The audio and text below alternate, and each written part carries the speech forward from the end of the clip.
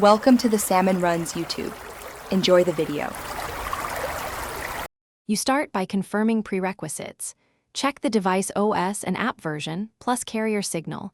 These matter because outdated stacks cause protocol mismatches. Once done, restart the modem, phone, and the calling app. This clears transient sockets and DNS caches. Make sure to reproduce the error and copy the exact message. It guides the next steps. Then switch networks from Wi-Fi to cellular or vice versa to quickly isolate whether the issue is network local or server side. Now you perform deeper diagnostics to find the root cause.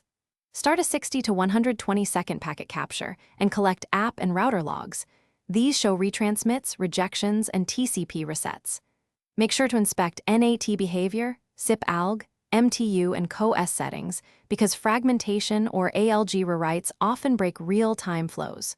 Once captured, test stun and turn connectivity. Verify TLS certificates and server rate limits so you can see whether the busy signal is client, middle box, or server imposed. Apply corrective actions based on evidence. Disable SIP ALG on routers, set MTU to about 1/400 if fragmentation is visible, and configure port forwarding or force turn relay to bypass NAT. Then update or, if needed, roll back the app or firmware, rotate TLS certificates and clear stored credentials. Once done, run a full call flow test and monitor logs for error codes.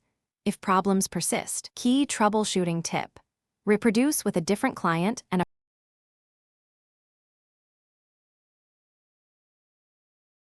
Thanks for watching.